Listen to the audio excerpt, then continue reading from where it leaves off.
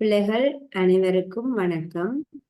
நாங்கள் இன்றைக்கு தரம் 6ல கணிதத்தில 11வது பாட அழகான காரணிகளும் மடங்குகளும் என்கிற பாடத்தினுடைய தொடர்ச்சியை பார்க்க இருக்கிறோம். சென்ற வகுப்பில் நாங்கள் காரணிகள் தொடர்பாக கொஞ்சம் விஷயங்களை பார்த்த நாங்கள். அப்ப அதனுடைய தொடர்ச்சியாக நாங்கள் இப்ப காரணிகளை பற்றி பார்க்கலாம். காரணிகள் அப்படி என்றா என்ன? சென்ற வகுப்புல நாங்கள் எழுதி இருக்கிறோம். காரணிகள் கண்டா, அதாவது இது ராஜபுரம் கோஆர்டினேட்டர் சேஞ்ச் பண்ணிட்டாங்க.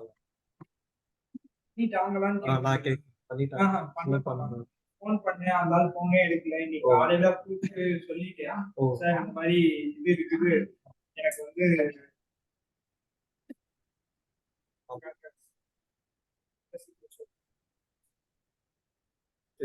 காரணிகள்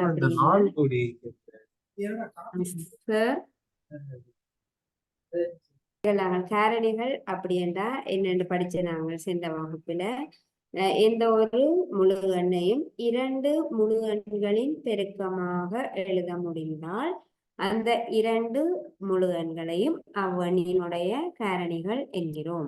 அதாவது நாங்கள் 6 என்கிற ஒரு முழு எண்ணை எடுத்துக்கொள்ளுவோம். இந்த 6 என்கிற இந்த இலக்கத்தை எந்த 2 முழு எண்களின் பெருக்கமாக எழுத முடியும் என்று நாங்கள் பார்க்கிறோம். எந்த 2 எண்களை எல்லாம் பெருக்கும் பொழுது 6 கிடைக்கும் அப்படி என்றால் 1ஐயும் 6ஐயும் பெருக்கும் பொழுது 6 கிடைக்கும். 1ஐயும் 6 6. அதே போல 2ஐயும் 3ஐயும் பெருக்கும் பொழுது 6 கிடைக்கும். அடுத்ததாக நீங்கள் மாறி பெருக்கின நீங்கண்டாலும் 6 கிடைக்கும். 3ஐயும் 2ஐயும் பெருக்கின நீங்கண்டா 6 கிடைக்கும். 6ஐயும் 1ஐயும் பெருக்கின நீங்கண்டா 6 கிடைக்கும். 6 எந்த 2 முழு எண்களை எல்லாம் பெருக்கும் பொழுது 6 கிடைக்கும். 6 கிடைக்கிற மாதிரியான 4 சந்தர்ப்பங்களை நாங்கள் எழுதி இருக்கிறோம். 1ஓட 6 பெருக்கும் பொழுது 6 கிடைக்கும். 2ஓட 3 பெருக்கும் பொழுது 6 கிடைக்கும். 3ஓட 2 பெருக்கும் பொழுது 6 கிடைக்கும். அதே போல 6ஓட 1 பெருக்கின நீங்கண்டா 6 கிடைக்கும். அப்ப இதுல இருந்து காரணிகள் அப்படி என்றால் எந்த ஒரு முழு எண்ணை 2 முழு எண்களின் பெருக்கமாக எழுத முடியும் அப்படி என்றால் அந்த 2 முழு எண்களையும் அவ்வெண்ணின் காரணிகள் என்கிறோம். 6இன் காரணிகளை நாங்கள் எழுதலாம். எந்த 2 முழு எண்களை எல்லாம் பெருக்கும் பொழுது 6 கிடைக்குதோ அந்த முழு எண்கள் எல்லாம் 6இன் காரணிகள். இப்போ 1ஐயும் 6ஐயும் பெருக்கும் பொழுது 6 கிடைக்குது. ஆகவே 1ம் 6இன் காரணி தான், 6ம் 6இன் காரணி தான். அடுத்ததாக 2ஐயும் 3ஐயும் பெருக்கும் பொழுது 6 கிடைக்குது. ஆகவே 2ம் 6இன் காரணி. அடுத்ததாக 3ம் 6இன் காரணி. 1 6 2 3 ஆகிய 4 எண்களும் 6இன் காரணிகள் என்று நாங்கள் எழுதுறோம். இங்க பாருங்க, மீண்டும் திரும்பியும் 3ம் 2 நாங்கள் 2ஐயும் ஏற்கனவே எழுதிட்டோம். எழுதக்கூடாது, மீண்டும் மீண்டும் ஒரு எண் எழுதப்படக்கூடாது. ஆகவே 2 3ம் ஏற்கனவே வந்திருக்குது. அப்ப நாங்கள் 3ஐயும் 2ஐயும் திரும்பி எழுத தேவையில்லை. 6ம் 1ம் ஏற்கனவே வந்திருக்குது. ஆகவே நாங்கள் 6ஐயும் 1ஐயும் எழுத தேவையில்லை. 6இன் காரணிகளாக நாங்கள் 4 எண்களை எழுதுவோம். 1 6 2 3. எந்த 2 முழு எண்களை எல்லாம் பெருக்கும் பொழுது 6 கிடைக்குதோ அவ்விரண்டு முழு எண்களும் 6இன் காரணிகள். அப்ப இதுல இருந்து நாங்கள் 1ஐயும் 6ஐயும் பெருக்கும் பொழுது 6 கிடைக்குது. ஆகவே 1ம் 6ம் 6இன் காரணிகள். அதே போல 2ஐயும் 3ஐயும் பெருக்கும் பொழுது 6 கிடைக்குது. அப்ப 2ம் 3ம் 6இன் காரணிகள் என்று எழுதியிருக்கிறோம். அடுத்ததாக ஒரு கேள்வி எழுதுவோம். 27இன் காரணிகளை காண்க. 27இன் காரணிகளை காண்க.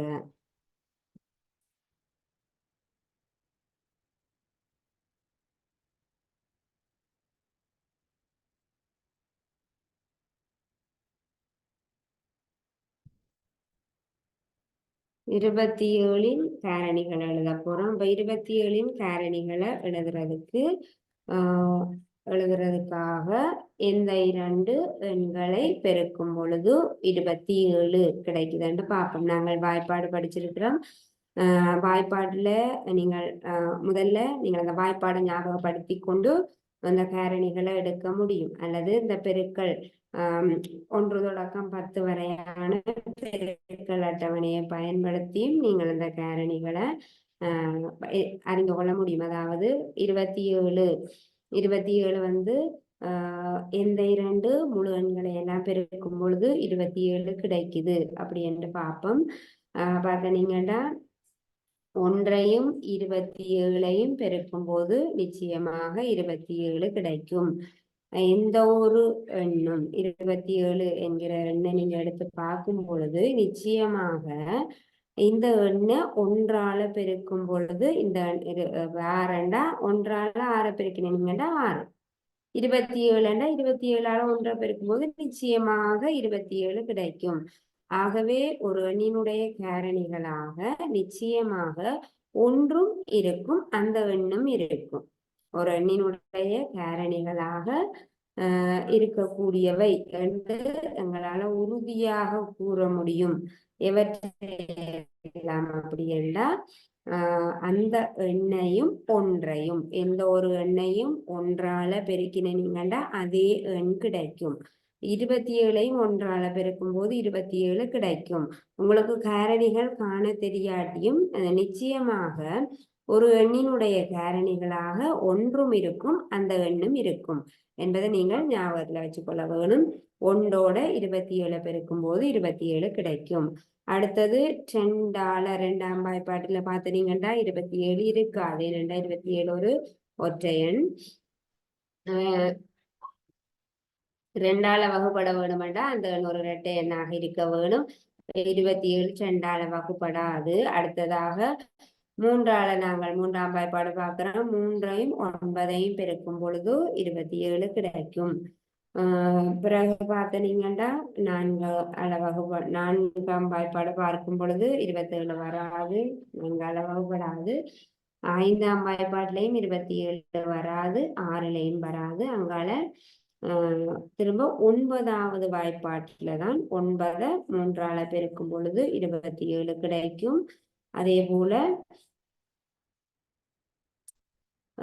27 1ஆல பெருக்கும் போது 27 கிடைக்கும். அப்ப 27 எந்த ரெண்டு முழு எண்களை பெருக்கும் பொழுது 27 கிடைக்கும். அவ்வாறான சந்தர்ப்பங்களை நாங்கள் எழுதியிருக்கிறோம். இதுல இருந்து 27இன் காரணிகளை நாங்கள் எழுதலாம். 27இன் காரணிகளாக 2 முழு எண்களை பெருக்கும் போது 27 கிடைச்சதுண்டா அந்த 2 எண்களுமே 27இன் காரணிகள். ஆகவே நீங்கள் காரணிகளாக எழுதும் போது 1, அடுத்த எண்ணை எழுதுவதற்காக 1, 27 இப்படி எழுதிட்டு விடக்கூடாது. 27இன் காரணிகள் அண்டு இந்த 4 சந்தர்ப்பங்களை மட்டும் நீங்க எழுதிட்டு விடக்கூடாது. அந்த எண்களை எடுத்து எழுத வேணும். காரணிகளாக இருக்கிற எண்களை எடுத்து எழுத வேணும். அப்ப 1 ஒரு காரணி, 27 ஒரு காரணி. ஆகவே 1, 27. அடுத்தது 3ஐயும் 9ஐயும் பெருக்கும் போது 27 கிடைக்குது. ஆகவே 3 ஒரு காரணி, 9 ஒரு காரணி. 3 அடுத்ததாக 3, அடுத்ததாக 9. இனி பாருங்க, 3ம் இங்க இருக்கிற 3ம் 9ம் தான் மாறி வந்திருக்குது. ஆகவே நாங்கள் இதை எழுத தேவையில்லை.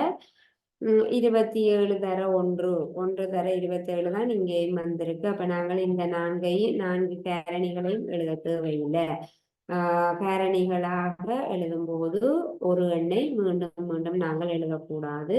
ஆகவே 27இன் காரணிகள் 1, கமா 20 கமா போட்டு எழுத வேணும். 1, 27, 3, 9.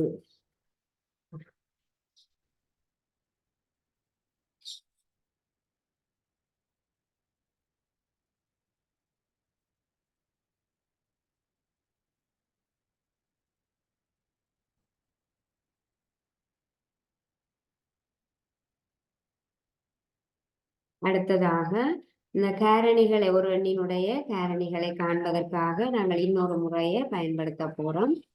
இப்ப நாங்கள் முதலாவதாக காரணிகளை ஒரு எண்ணின் காரணிகளை காண்பதற்கு வாய்ப்பாட்டை பார்த்து நாங்கள் அதாவது ஆறண்டா இப்பொழுதெல்லாம் 6 கிடைக்கும், 2ஐயும் 3ஐயும் பெருக்கும் போது 6 கிடைக்கும், 1ஐயும் 6ஐயும் பெருக்கும் போது 6 கிடைக்கும் என்று நாங்கள் வாய்ப்பாடு அந்த பெருக்கல் வாய்ப்பாடு அதை வச்சு கொண்டு காரணிகளை காண முடியும் ஒரு முறையில. இன்னொரு முறையில வகுத்தல் முறை காரணிகளை காண்பதற்காக நாங்கள் இன்னொரு முறையை பயன்படுத்துறோம், வகுத்தல் முறை. வகுத்து ஒரு எண்ணை வகுத்து பார்த்து அதனுடைய காரணிகளை நாங்கள் எழுத போறோம். வகுத்தல் முறையில் காரணிகளை காண்றது. காரணிகளை காண்பதற்காக நாங்கள் பயன்படுத்தக்கூடிய அடுத்த முறை வகுத்தல் முறை. பாருங்கோ, வகுத்தல் முறையில ஒரு எண்ணின் காரணியை காணுவோம். 8 காரணி, 8 காரணிகளை காணுவோம். வகுத்தல் முறையில காணப்போறோம்.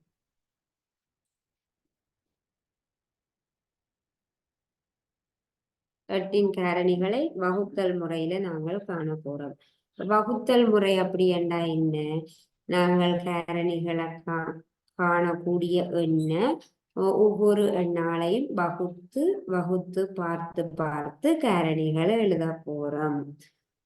உதாரணமாக 8 காரணிகளை காண்றோம். ஆகவே எங்களுக்கு தெரியும் இந்த ஒரு எண்ணும் 8 காரணிகள்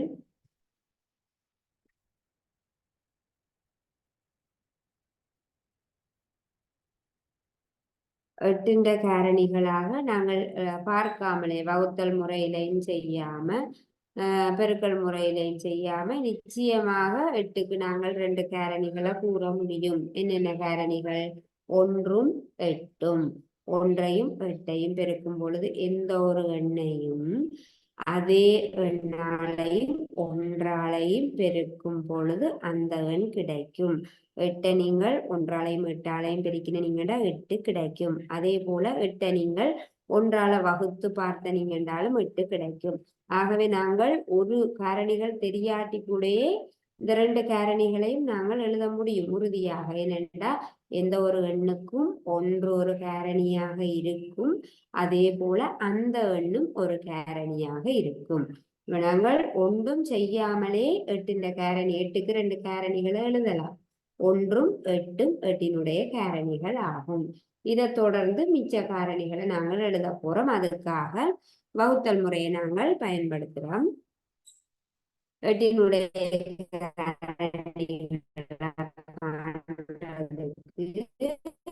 அப்போ 1 எங்களுக்கு தெரிஞ்சிட்டு 1 அடுத்த இலக்கம் 2. நாங்கள் 2ஆல 8 வகுத்து பார்க்க போறோம். 2ஆல 8 வகுத்து பொழுது 8 2ஆல வகுக்கும் பொழுது 8ல 2 எத்தனை தடவைகள் இருக்குதுன்னு பார்ப்பீங்க. 4 தடவைகள் இருக்குது. ஆகவே 4 தர 2 8, மீதி 0. அப்ப பாருங்க, 8 என்கிற எண்ணை 2ஆல வகுக்கும் பொழுது ஈவாக 4 கிடைக்குது, மீதியாக 0 கிடைக்குது. இப்ப இதுல இருந்து நாங்கள் 2 காரணிகளை எழுத போறோம். 8னுடைய காரணிகளை எழுத போறோம். ஒரு முழு எண்ணானது ஒரு முழு எண்ணை இன்னொரு முழு எண்ணால வகுக்கும் பொழுது மீதியாக 0 வந்திருந்தால் வகுத்தல் முறையில வகுத்து பார்க்கிறோம். 8 2ஆல வகுக்கும் பொழுது மீதி 0 வந்திருந்தால் இந்த வகுக்கக்கூடிய எண்ணும் இந்த எண்ணின் காரணியாக இருக்கும். 8 2ஆல வகுக்கிறோம். வகுக்கும் பொழுது மீதியாக 0 வருது. ஆகவே எட்டினுடைய காரணிகளுள் ஒன்று இந்த 2 ஆகும். நாங்கள் அடுத்த காரணியாக 2ஐ எழுத முடியும். ஒரு முழு எண்ணை இன்னொரு முழு எண்ணால வகுக்கும் பொழுது மீதியாக 0 வந்திருந்தால் அல்லது ஒரு முழு எண்ணானது இன்னொரு முழு எண்ணால் மீதியின்றி வகுபடுமாயின், மீதியின்றி வகுபடும் அப்படி என்றால் என்ன? மீதியாக எதுவுமே வரக்கூடாது. மீதி இல்லாமல் வகுபட வேணும். அப்ப மீதியாக 0 தான் இருக்க வேணும். வேற எந்த எண்ணும் இருக்கக்கூடாது. ஒரு முழு எண்ணானது இன்னொரு முழு எண்ணால மீதியின்றி வகுபடுமாயின் அந்த வகுக்கக்கூடிய எண்ணானது இந்த 2ஆனது எட்டினுடைய ஒரு காரணி ஆகும். ஆகவே எட்டின் காரணிகளாக நாங்கள் 2ஐ எழுத முடியும். இப்போ 8 நீங்கள் 2ஆல வகுக்கும் பொழுது 4 கிடைச்சதண்டா என்ன நடக்கும்? நிச்சயமாக இந்த 4ம் 8ஆல மீதியின்றி வகுப்படும். 8ஆல 2 வகுக்கும் போது 4 கிடைக்குது ஈவாக. அப்ப 8 4ஆல வகுக்கும் போது ஈவாக என்ன கிடைக்கும்? 2 கிடைக்கும். இந்த 2ம் வகுபடும், 4ம் வகுபடும். அப்ப 2ம் ஒரு காரணியாக இருக்கும், 4ம் ஒரு காரணியாக இருக்கும். நாங்கள் 8 4ஆல வகுத்து பார்ப்போம். 8ல் 4 எத்தனை தடவைகள் இருக்குது? 2 தடவைகள் இருக்குது. 4 8 மீதி 0. அப்ப 8 நாங்கள் 4ஆல வகுக்கும் பொழுது மீதியாக 0 கிடைக்குது. 8ஆனது 4ஆல வகுக்கும் பொழுது மீதியின்றி வகுபடுகிறது. ஆகவே இந்த 2ம் வகுக்கும் பொழுது நாங்கள் வகுக்கக்கூடிய இந்த எண்ணும் இன்னொரு காரணி ஆகும். எட்டினுடைய காரணிகள் 1ம் 8ம் எங்களுக்கு தெரியும். வகுத்தல் முறையில பார்க்கிறோம். 2ஆல மீதியின்றி வகுப்படுது. ஆகவே 2 ஒரு காரணியாகும்.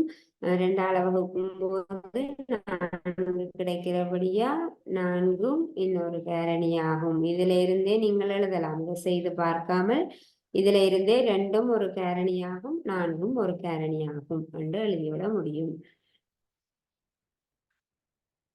அதே போல இந்த 1க்கும் 8க்கும் நாங்கள் என்ன சொல்லலாம்? எந்த ஒரு எண்ணும் 1னாலும் அதே எண்ணினாலும் மீதியின்றி வகுபடும் என்று எங்களுக்கு தெரியும்.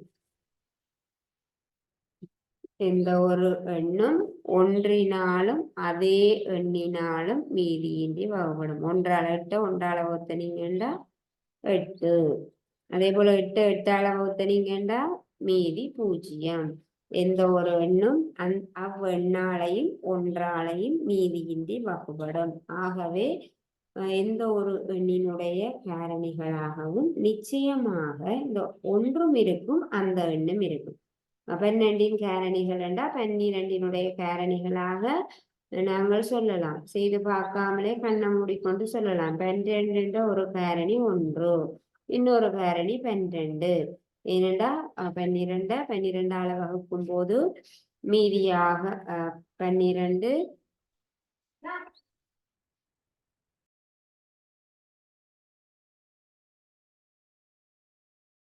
12ஆனது 12னாலும் 1னாலும் மீதியின்றி வகுபடும். ஆகவே நிச்சயமாக அந்த எண்ணும் 1ம் ஒரு எண்ணினுடைய காரணிகளாக இருக்கும் என்று நாங்கள் சொல்ல முடியும்.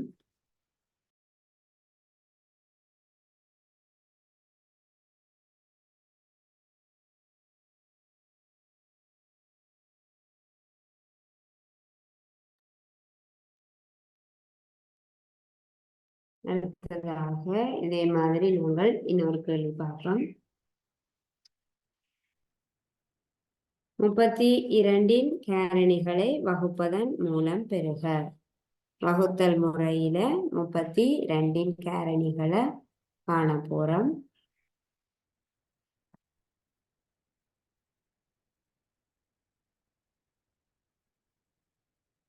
முப்பத்திரண்டின் காரணிகளை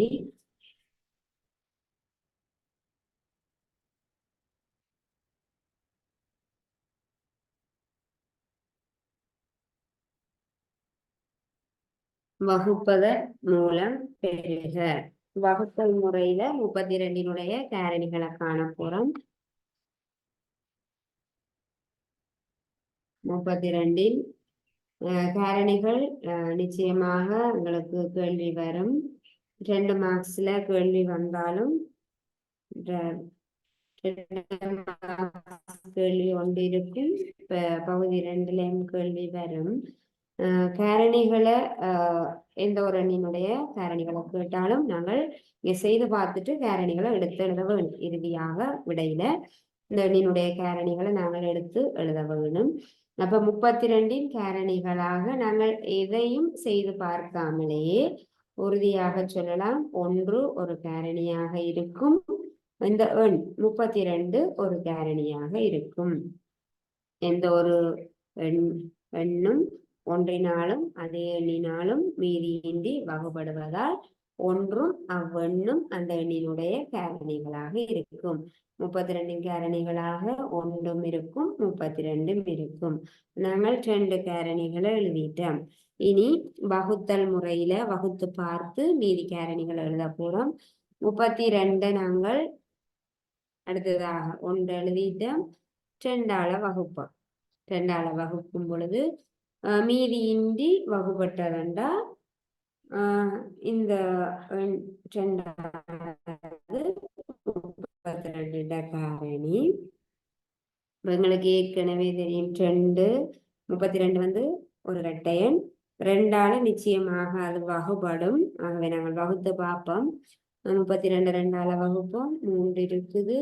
3 2ஆல வகுத்து நீங்கண்டா 3ல 2 ஒரு தடவை, 2 2 மீதியாக 1 இருக்கும். அடுத்தது இந்த 2 இறக்குங்கோ 12. 12ல 2 எத்தனை தடவைகள் இருக்கும்? 6 தடவைகள். 6 2 12. மீதி என்ன வருது?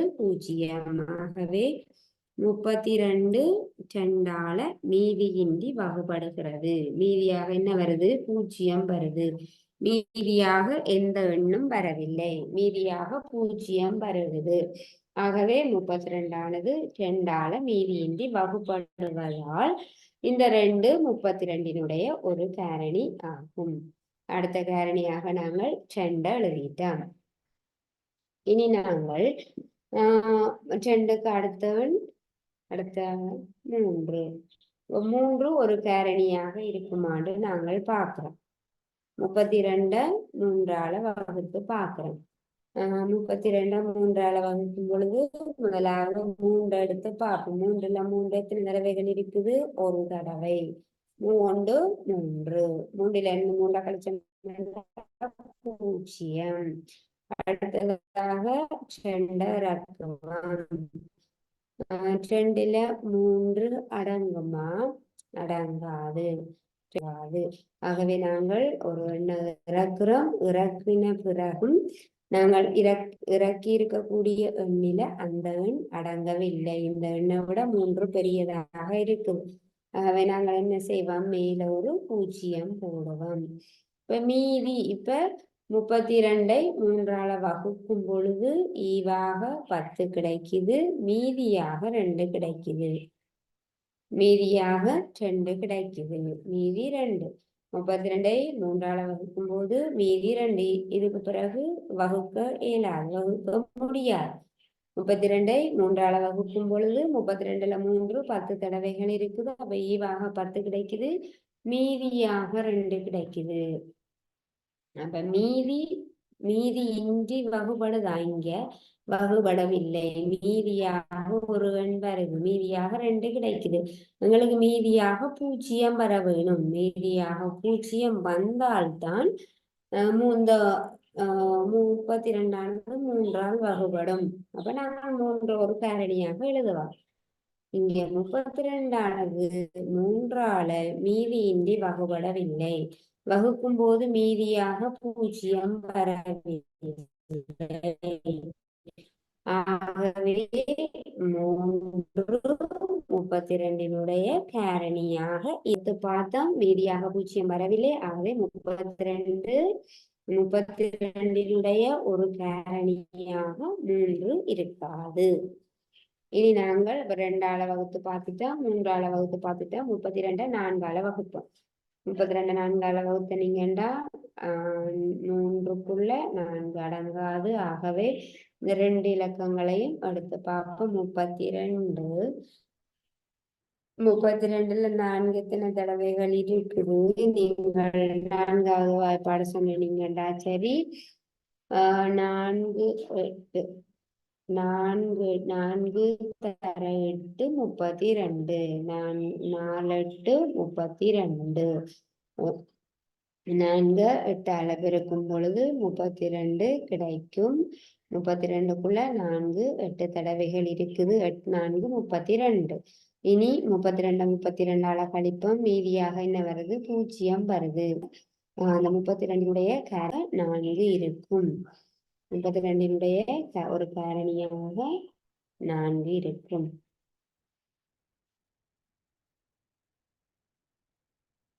அதே போல நீங்க இதுல இருந்தே மற்ற காரணியை எழுதலாம். 32ல 4ஆல வகுக்கும் போது மீதியாக 0 கிடைக்குது. அப்ப 4 ஒரு காரணியாகும். ஈவாக 8 வருது. ஆகவே இந்த 8ம் ஒரு காரணியாக இருக்கு. நீங்க 8ஆல வகுத்து பார்த்தீங்கன்னா தெரியும். ஒருக்கா வகுத்து பார்த்தாலே நீங்க 2 காரணிகள் எழுதலாம். 4 8 32. 32 4ஆல வகுக்கும் போது 8 கிடைக்குது. அதே போல 32 8ஆல வகுக்கும் போது என்ன கிடைக்கும்? 4 கிடைக்கும். மீதியாக 0 தான் கிடைக்கும். 4 8 32 4 ஒரு காரணி, 8 ஒரு காரணி தான். அதனால் நாங்கள் 32 4ஆல வகுக்கும் போது மீதி 0 வருது. அப்ப நாங்கள் இந்த 2 காரணிகளை எழுத முடியும். 4 ஒரு காரணி, 8 ஒரு காரணி. அதே போல நீங்கள் இந்த 2ஆல வகுக்கும் போதும் 2 காரணிகள் எழுதலாம். 32 2ஆல வகுண்டு 6 2 12 மீதி 0 வந்தது. நாங்கள் 2 மட்டும் எழுதியிருந்தோம். நாங்கள் இருந்தே இந்த வகுத்தல்ல இருந்து நாங்கள் 2 காரணிகள் எழுத முடியும். 2ஐயும் எழுத முடியும், 16ஐயும் எழுத முடியும். 16 2 32. 2 எண்களையும் பெருக்கும் போது 32 கிடைக்குது. அப்ப 2ம் ஒரு காரணி தான், 16ம் ஒரு காரணி தான். ஆனால் நாங்கள் இங்கே வகுத்தல் முறையை பயன்படுத்தலாம்.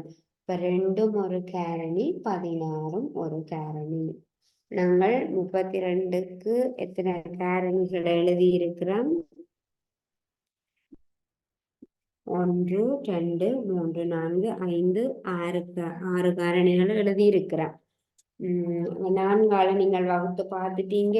இனி நாங்கள் ஒருக்கா 5ஆல 6ஆல வகுத்து பார்ப்போம்.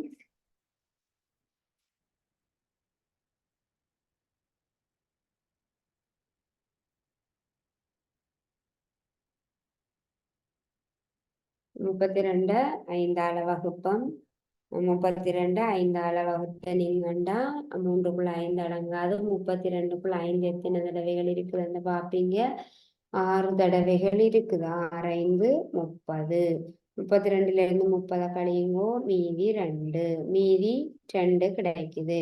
ஆகவே இந்த 5ஆனது 32னுடைய காரணியாக இருக்குமா? இருக்காது. மீதி 0 பெற வேணும். இப்ப இது காரணியாக 5ம் காரணியாக இருக்காது, 5 காரணியாக இருக்காது. அடுத்ததாக 32 6ஆல நாங்கள் வகுத்து பார்ப்போம். வகுத்து பார்த்த நீங்கண்டா 32க்குள்ள 6 எத்தனை தடவை? 5 தடவைகள். 5 6 30. மீதி 2. மீதியாக 2 வந்திருக்குது. 0 வரவில்லை. ஆகவே இந்த 6ம் காரணியாக இருக்கு. 5ம் காரணியாக இல்லை, 6ம் காரணியாக இருக்காது. ஏனென்றா வகுக்கும் போது மீதியாக 2 வருது. பாருங்க, 7ஆல வகுத்து பாருங்கோ. 7ஆல வகுத்த நீங்கண்டா 4 தர 7 28. மீதி 4 வருது. மீதி 0 வரவில்லை. அப்ப 7ம் காரணியாக இருக்காது, 4ம் காரணியாக இருக்காது. அடுத்தது 8 காரணியாக இருக்கும் என்று பார்த்துட்டோம். 9ஆல வகுத்து பார்ப்போம். 32 9ஆல வகுத்து பார்த்த நீங்கண்டா 3 தர 9 27. மீதி 5. மீதியாக 0 வரவில்லை. ஆகவே 9 ஒரு காரணியாக இருக்காது, 3 ஒரு காரணியாக இருக்காது. 9 32 காரணியாக இருக்காது, 3 32 காரணியாக இருக்காது. அடுத்த 9 வரை பார்த்துட்டோம். அடுத்ததாக 10 பார்த்தீங்கன்னா 10 காரணியாக இருக்காது. ஏனென்றா 10ஆல வகுப்படக்கூடிய 0 முடிஞ்சிருக்க வேணும். 10ம் காரணியாக இருக்காது.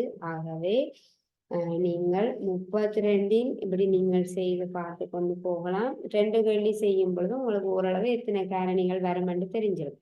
32 காரணிகளாக 1, 30 ஆகிய 6 காரணிகளை நாங்கள் எழுத முடியும். கேள்வி செய்த பிறகு நீங்கள் விடையில 6 காரணிகளையும் எடுத்து எழுத வேண்டும்.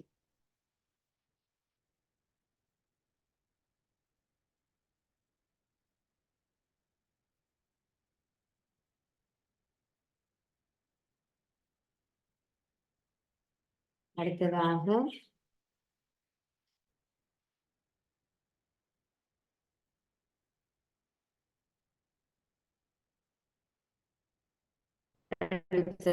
நாங்கள் ஒரு கேள்வி எழுதலாம். 5 48 காரணியாக அமையுமா? இப்படி கேள்வி வரும். பெரும்பாலும் 5 48 காரணியாக அமையுமா?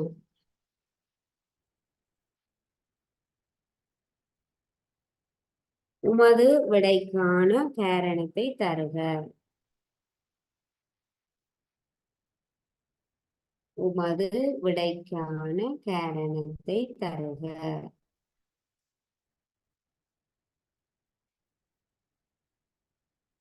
இந்த கேள்வி நீங்கள் எழுதலாம்.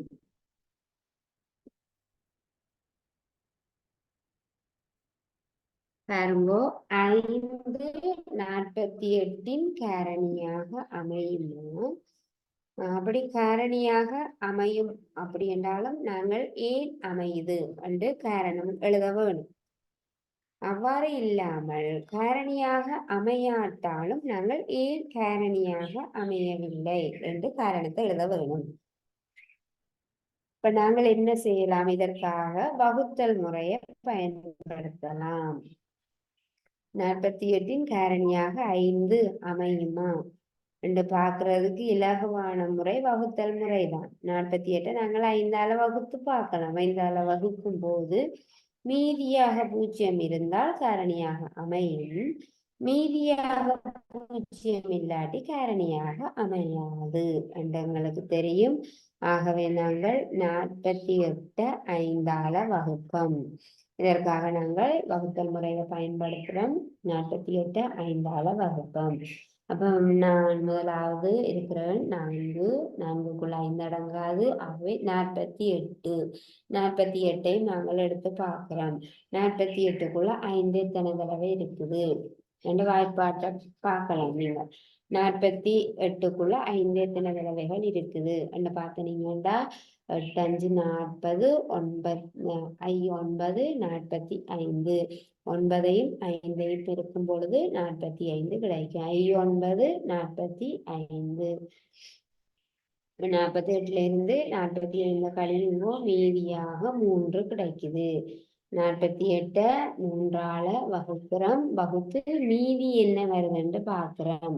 மீதியை வச்சுக்கொண்டு நாங்கள் காரணியா இல்லையா என்று கூற முடியும். மீதி 0 இருந்தால் காரணியாக அமையும். மீதி 0 இல்லாட்டி காரணியாக அமையாது. ஆகவே மீதியாக 0 வரவில்லை. எனவே நாங்கள் முதல்ல அமையுமா அமையாதாண்டு விட எழுத வேணும். 5 48 காரணியாக அமையாது. 5 48 காரணியாக அமையாது. இனி நாங்கள் ஏன் அமையாது என்பதற்கு காரணம் எழுத போறோம். 5 48 காரணியாக அமையாது. ஏன் அமையாது எழுத வேண்டும். 48ஐ 5ஆல வகுக்கும் பொழுது மீதி 8ஐ 48ஐ 5ஆல் வகுக்கும் பொழுது 5ஆல் வகுக்கும் போது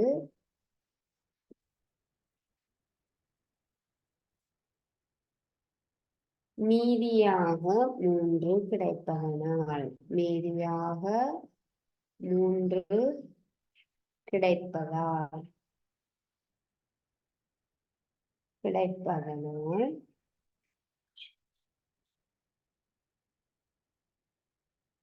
எனவே 48 5ஆல் வகுக்கும் போது மீதியாக 3 கிடைக்கிறது. ஆகவே 48 5 48இன் காரணியாக அமையாது. 48 5ஆல் வகுக்கும் போது மீதியாக 3 கிடைக்கிறது. அப்படி என்ன நாங்கள் என்ன சொல்ல வாரோம்? மீதி 0 கிடைக்காதபடியால மீதியாக 3 கிடைச்சிருக்குது. ஆகவே 5 48இனுடைய காரணியாக அமையாது என்று நாங்கள் எழுதுகிறோம். 48ஐ 5ஆல் வகுக்கும் போது மீதியாக 3 கிடைப்பதனால் 5 48இன் காரணியாக அமையாது என்று எழுதப்படலாம். மீதியாக 3 கிடைக்கிறது. ஆகவே 5 48இன் காரணி அல்ல. ஆகவே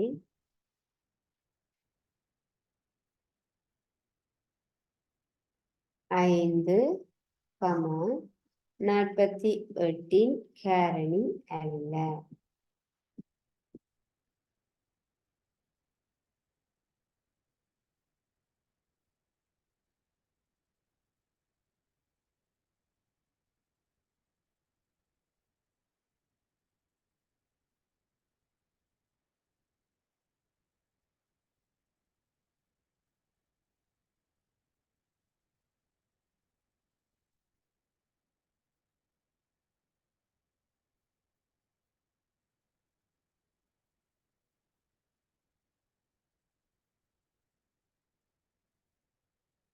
ஆகவே பிள்ளைகள் காரணிகள் தொடர்பான கேள்விகள் இப்படி பெரும்பாலும் எப்படி வரும், அல்லது ஏற்கனவே பார்த்த மாதிரி ஒரு எண்ணை தந்துட்டு அந்த எண்ணினுடைய காரணிகளை காண்க என்று கேட்கலாம்.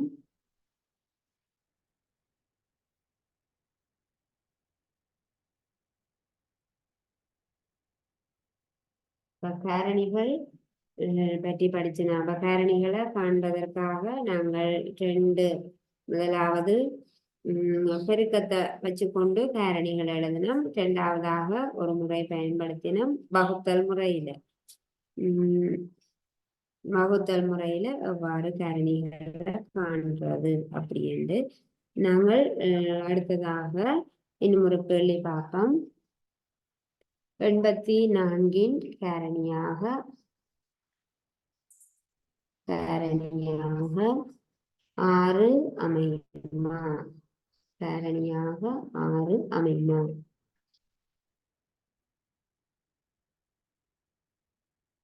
வகுத்தல் முறை மூலம் விடையை விளக்குக அப்படின்னு கேட்டு. வகுத்தல் முறை மூலம்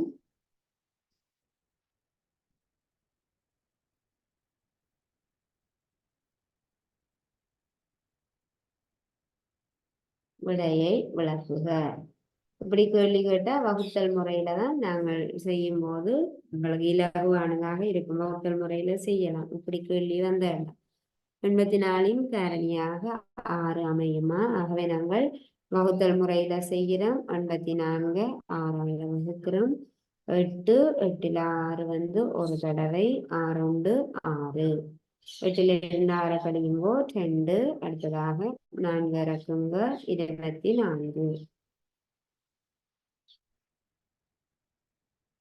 இனி 24ல 6 எத்தனை தடவைகள் இருக்குது? 4 6 24. 6 4 24. 24லிருந்து 24 கழியுங்கோ 0. இப்ப நாங்கள் என்ன செய்யறோம்? 84இன் காரணியாக 6 அமையுமா என்று பார்க்கறதுக்கு 84 6ஆல வகுத்தல் முறையில நாங்கள் செய்கிறோம். செய்யும்போது மீதியாக என்ன வருது? 0 வருது. ஆகவே நாங்கள் சொல்லலாம் 84இன் காரணியாக விடையை எடுத்து எழுத வேண்டும். நீங்கள் இந்த கேள்வி வரும் பொழுது, இந்த கேள்வி 2 மார்க்ஸ்ல வராது. பெரும்பாலும் பெரிய கேள்வியில வரும். 4 மார்க்ஸுக்கு கேட்பாங்க. நீங்கள் முதலாவதாக இப்படி வகுத்து பார்க்க வேணும். வகுத்து பார்த்ததிலிருந்து மீதியாக 0 வருது என்பதை வச்சுக்கொண்டு நீங்கள் எழுதுவீங்க. 84 காரணியாக 6 அமையும். காரணியாக 6 அமையும். ஏனென்றால் 84 6 வகுக்கும் போது மீதியாக 0 கிடைக்கிறபடியா 84 காரணியாக 6 அமையும். இதுக்கு காரணம் என்ன? 84 6 வகுக்கும் போது மீதியாக 0 வகுக்கும் போது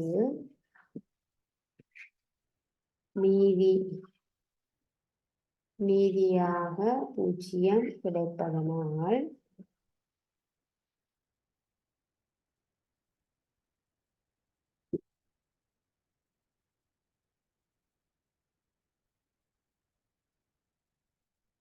நீங்க இதை முன்னுக்கு எழுதலாம். 84 6 வகுக்கும் போது மீதியாக 0 கிடைப்பதனால் 84 காரணியாக 6 அமையும். 84 காரணியாக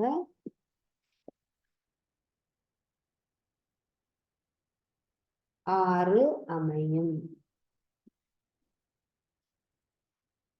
அல்லது 84 6 வகுக்கும் போது மீதியின்றி வகுபடுவதால் அப்படியும் எழுதலாம். பாருங்க, 84 6 மீதியின்றி வகுபடுவதால் 84 காரணியாக 6 அமையும். அல்லது 84 6 வகுக்கும் போது மீதியாக 0 கிடைப்பதனால் 84 காரணியாக 6 அமையும். ரெண்டும் எழுதலாம்.